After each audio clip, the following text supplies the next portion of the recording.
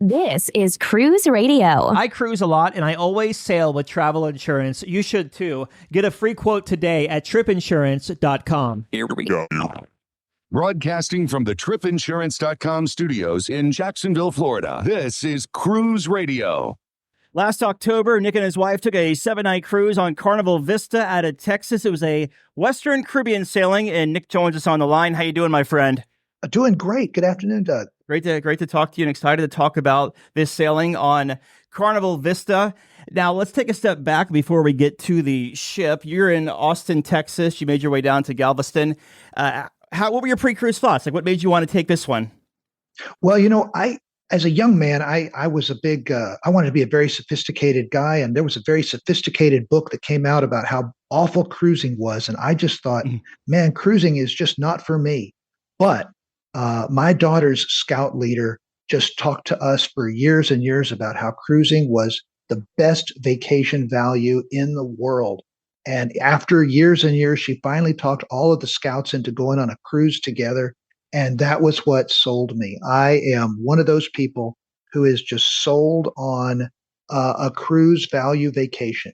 And in Austin, Texas, that means going down to Galveston to sail either on Royal Caribbean or on Carnival, just taking advantage of all the things that are included in the cruise. And so that's kind of the way we do it. We drove down to Galveston for this trip. We hit some of our favorite destinations down there in Galveston. We always take a little cruise before the cruise by riding the Port Boulevard ferry that takes you about 20 minutes, sailing with some dolphins across from Galveston to the mainland, which is always a lot of fun. Hit a couple of places that are just real fun to see there in Galveston, and then got ourselves ready to get on board the ship.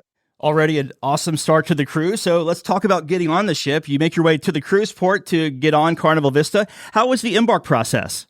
Oh my gosh, it was the easiest one we've ever done. This was our first one back after the shutdown, and they have got the timing so good. We were a little early. We had a noon arrival time, but we got to the line at about 11 o'clock instead. So they were letting the people on already who were within their time frame, and then as they had space, they would let in folks from our line. So we probably stood in line for about 7 minutes before they were taking us inside the cruise terminal. And then from there, it was just solid walking. I don't think we stopped except for maybe a few seconds at the luggage screening, the security screening. Otherwise, it was just walk, and then get our photos made, and then keep on walking, and then right on board on that deck 3. See that funnel dreamscape thing inside the Carnival Vista lobby for the first time. Just quick as could be. So it's your first sailing back since the shutdown. What were your first impressions walking on board Carnival Vista? Well, I had heard about the dreamscape, the LED designed thing they have there in the lobby, and some folks don't like it as much as the tall lobbies with the glass elevators. But for our first time to see that thing was pretty amazing. I had heard about what it was going to be like, and it was awesome. One of the other things I had heard about Vista is that when you first get on board, it's just impossible to get an elevator. They've got so many of the elevators in use for the luggage that getting around right at the beginning is tough. So since we were pre-warned, we were ready to do stairs for the first couple of hours, and we made our way to one of the included for free lunch venues and sat down and had a really nice lunch. Just kept our carry-on bags by our feet, and just super easy, super way to get started on the cruise. Before we jump to the stateroom, where did you eat? We ate at the one called Cucina del Capitano. Okay. At lunchtime, it's a pasta bar, and it's included in the cruise. You don't have to pay any extra to eat at that restaurant. Nice. So then it's 1:30. The staterooms are ready. You make your way to your stateroom with your carry-on bags there. What kind of stateroom did you have booked for this 7-night, and what did you think of it throughout your sailing? We always do interior cabins. We spend just not all that much time in our staterooms, and so we find that that's just a terrific way to to take advantage of the value opportunity there. And we just we stowed our stuff and headed to one of the decks we could get to be a little bit outside, but try to find some shade and take a look and see the place, start getting to know the ship a little bit. What did you think of like the space in there for two people, whether it be storage under the bed or closet storage and everything around there? Well, the storage is terrific. The room is small, but this is what we expected.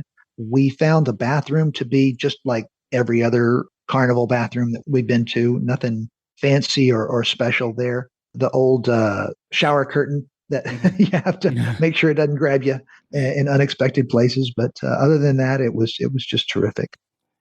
All right, very nice. Let's talk about the dining on board. We talked about your lunch and cucina already, so let's go up to the Lido Deck Marketplace. And how was your experience in there, whether it be breakfast, lunch, or if you did dinner in there? Yeah, we did. We made a point to hit every included restaurant on the cruise at some point. So we didn't do any, fee dining, but we did every included restaurant we could get. The marketplace at Lido has something special in our experience. Every day they have a different couple of flavors of gelato and a little gelato bar and a different couple of empanadas just right next to it. It changed every day, and that was something that we had not really expected, and it was pretty wonderful. Very nice. They did a dessert buffet over on the other side that changed a couple of times every day. Of course, one day, their last day, they did that traditional chocolate buffet that they do. Just lots and lots of dessert. We're big dessert people, so that worked out well for us. Very nice. Yeah, it's always, I don't know, like I do think that, say what you will about Carnival having the same food and stuff there, but when they bust out with the chocolate feast, the chocolate extravaganza, whatever they call it, they really pull out all the stops. Oh, they really do. One of the things that's neat about Carnival is that each day, it's a different thing. Like, for example, I'm real fond of getting that Indian vegetarian meal in the main dining room for supper. And it's a different set of Indian food every night of the cruise. So if you get it a couple of times, you're not getting bored with just grabbing the same thing. Very nice. Let's talk about the main dining room. What time dining did you pick for this 7-night sailing, and how was your experience throughout?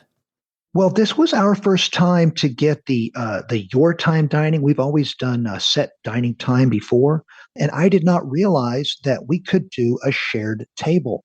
And so we got the experience that we have with a set dining time of getting to sit with people at the dinner, which we always enjoy, get to meet somebody new and hear about them. But by selecting shared table on the app, we could get to eat with either folks we've already eaten with, or just meet some new folks each time we go to eat. And so that was a real fun thing for us. How was the quality of the food throughout? Oh my gosh, it was amazing. They have changed a couple of the recipes since the last time we were on the cruise. I got the stuffed portobello mushroom that I always like to get. I'm a vegetarian, so I'm always looking for those vegetarian features. And they've changed the recipe since the last cruise and greatly improved it. It was just wonderful. Now, was the other person in your party, I see you traveled as a couple here, are they vegetarian as well, or do they eat meat? No, my wife is a big seafood eater, so she was hitting the seafood at each meal. What's the seafood item of the night? And she really enjoyed all of those. So how about like the Blue Iguana Cantina or Guy's Burger? We did that. We did Guys. We did the Blue Iguana. I'm a big fan of the arepas at early in the day. And so that was really awesome. I got up to the Serenity deck for their salad bar. And, for a salad bar, they do a pretty great job of making something special. Yeah. The Gigi's restaurant is complimentary at lunchtime. They turn into a Mongolian wok. And we were able to hit the Pig and Anchor barbecue there on the side of the ship on the deck 5 there outside. And so we with adding in the Pizzeria del Capitano and the veggie burger at the deli, I think we managed to check every box for an included restaurant. Now, pardon the ignorance here, but you mentioned the arepa? Yeah. The arepa is like it's like a cheese-filled flatbread, kind of, if you imagine maybe a a really good quality corn tortilla with a cheese layer there in the middle of it, and they'll put just anything on it you want. You go over to the salsa bar and add a slice of watermelon or whatever slice salsa you like on top of it, and it's just one of my very favorite things. Oh my gosh, I feel like such an idiot now because I've been getting that for years, and I thought it was just cornbread with cheese on it. Yeah. I think it's a Venezuelan specialty. Oh gosh, wow. Now I feel stupid. Oh well, that's such is life. How about like long the as you eat it, it's good. yeah, the pizza or anything like that? Other food joints around the ship you may have hit up, the Java Blue Cafe with their sweets in the cabinet.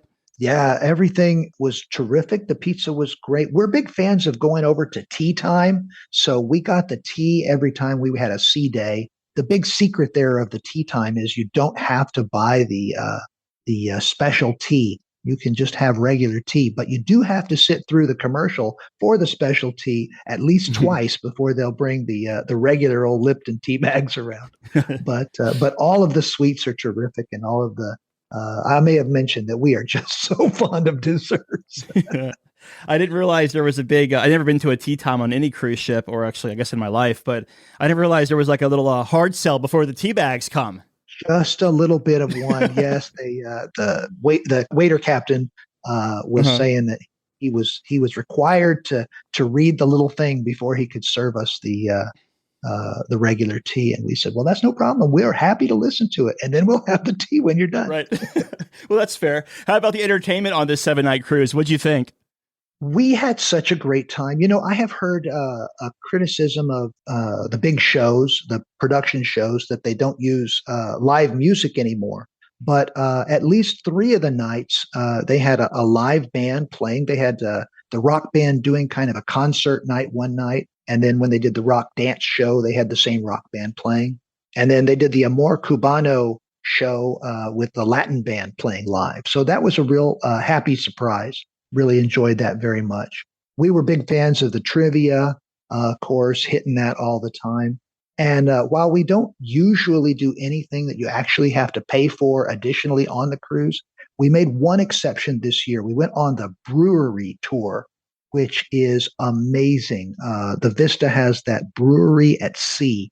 And so we did the tour and got to learn about how they actually, make the beer while they're in port because they can't make it while they're sailing on the waves. We got to see how they run it. They got to try a lot of beers that are not on the menu. And I was super happy because they had just changed the protocols, the safety protocols at that point, and they were bringing back pitchers of beer at the tables during the tour. And so you basically, for the price of the tour, you can just have, if you're fond of beer, you can have just as much as you would like. I did the beer tour for the first time on Horizon, and it was I'm not a big beer drinker. I'm more of a vodka soda type guy, but I didn't realize there was such a science to brewing. Yeah, we're here in Austin, we have lots of those craft breweries, and I'm fond of going to those and learning about all the things about it. Because anytime you can combine education and drinking, that seems like a good combination to me. Absolutely, you got that right. Now, how about like music around the ship or any kind of comedy shows you may have hit up? Yeah, we hit the comedy shows in the comedy club. They were doing a real good job of getting everybody in, getting everybody out. If you wanted to stay for the next one, you queued up again in the line to go back in. One of the things that was terrific. This was the first time I had been on one of the Carnival ships that had the library bar, as opposed to just having the real quiet little library. Mm-hmm. And so they did all of the art auctions and all of the art shows and that kind of thing in the library bar, and that was a lot of fun to go to. Again, one of those sort of things you don't have to spend any money on, but you sure can spend some time on if you'd like. And have some free champagne if you want to, I guess. Absolutely. Right? Absolutely. Yeah, for sure. Well, let's actually, how were the sea days as far as crowds and congestion? This was pretty full. They were saying that we were about 85% full when I would ask kind of how things were going. There were areas that filled up for sure. If you wanted to be on the Lido deck by the pool, but in the shade, that was pretty tough to get. If you wanted to be on the sky ride, that was always a long line. but elevators are a bit of a place where things clog up. But we had been just reading about, what would it be like? What could we expect? And we were sort of anticipating having to use a lot more stairs. So we were ready for it. It worked out for us. Was there a long line for the sky ride? Like I know that sometimes it could be like up to 30 to 45 minutes, and sometimes you can catch it at the right time on the right sea day or right port day, and you just walk right into it. Yeah, I got real lucky. They were setting up on the first sea day, the first morning after we embarked. They were opening it up, and I walked up and chatted with the person who was running it for a little while, and they told me that come back in about half an hour. We'll be ready to start giving rides. And so I was right back up there just before they turned the sign back to open, and so I was super happy to get a chance to do that. Let's talk about your ports of call on this 7-night cruise. And you did Belize, Roatan, and Cozumel. So what we'll do here is just give us the first port of call, the highlight, and we'll move to the next one. Sure. In Roatan, we did that little chair lift that takes you over to the Mahogany Bay little beach area just to sort of get up and look around and see that. That was really fun. And then for an excursion, we did a city tour that included the Iguana Sanctuary and a chocolate factory. It was really nice. Very nice. Very cool. And was that was the tequila and chocolate? I'm sorry, was that the same one?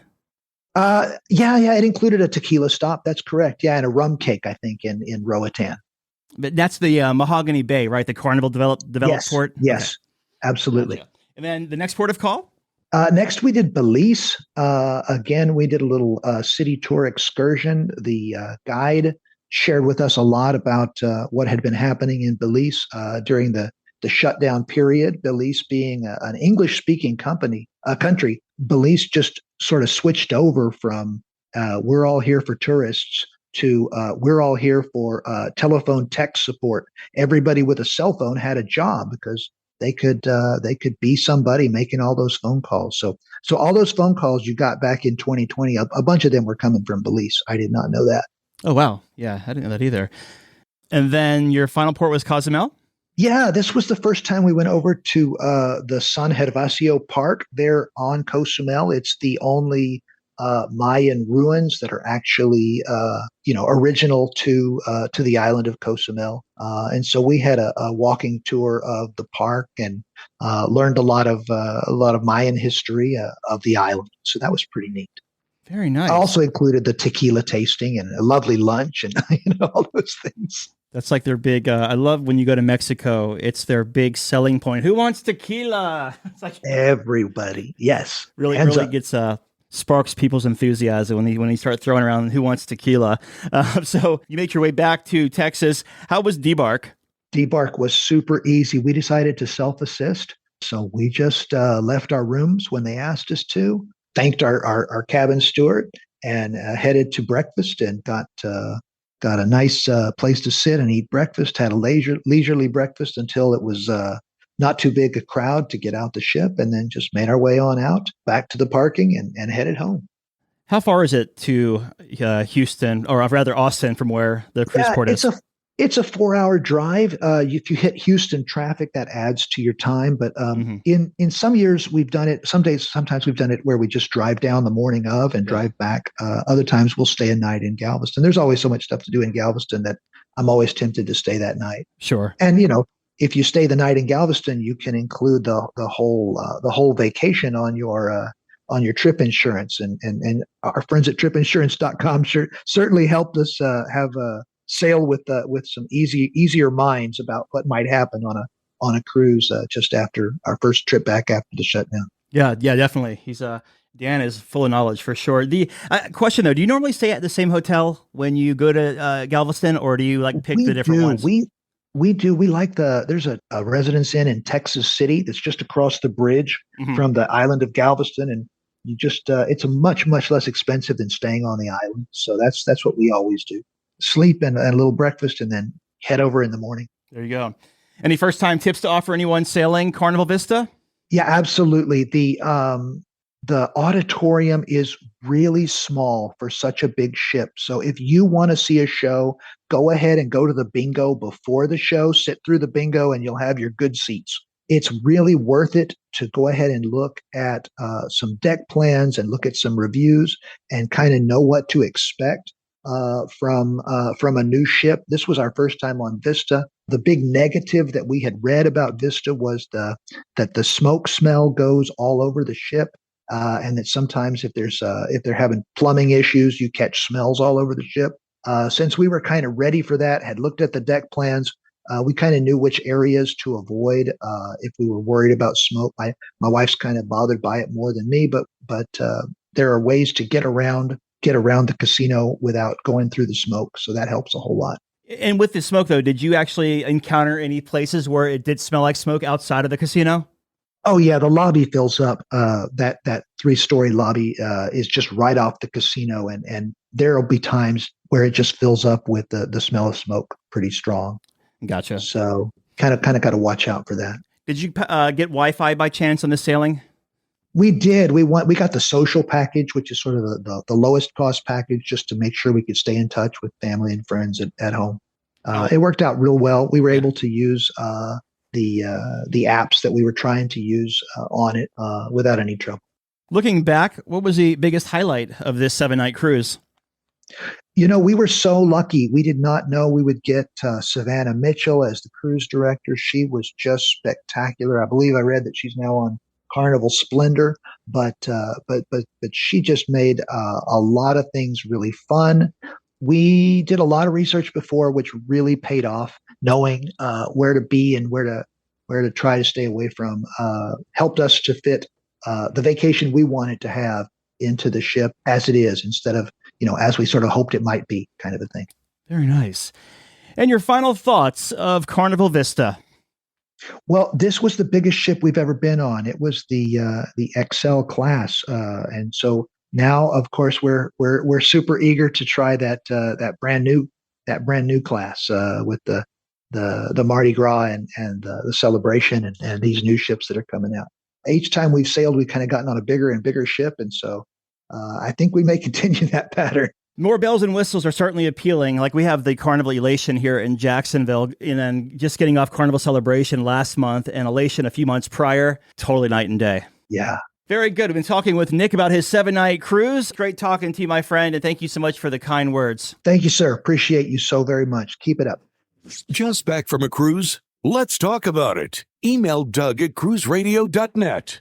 A big question we get at Cruise Radio is, how do I know if I need trip insurance? Simple answer. If you're getting on a plane, taking a road trip, or getting on a cruise ship, you need to have travel insurance. Hey, it's Doug Parker from my friends at tripinsurance.com. Not only does tripinsurance.com protect your vacation investment, but it also gives you peace of mind in case anything were to go wrong on your trip. How do they do it? They offer 3 different types of trip insurance policies. Good, better, and best. One policy for every vacation budget. But it doesn't just stop there. They're up to 40% lower when you shop around on other comparison sites. Plus, tripinsurance.com offers 24-hour customer support before, during, and after your trip, online claims assistance, and travel alerts to let you know what's going on at your destination. But find out for yourself. Check out tripinsurance.com. All right, Dougie, let's see what we got for you, buddy. Cruise Radio is produced at the tripinsurance.com studios in Jacksonville, Florida. Get cruise news, ship reviews, and money-saving tips every Thursday on Cruise Radio. If you've enjoyed this episode, please subscribe to the show. If you want to help spread the word, give Cruise Radio a 5-star review. Find Cruise Radio where you listen to your favorite podcast or online at cruiseradio.net. I'm your announcer,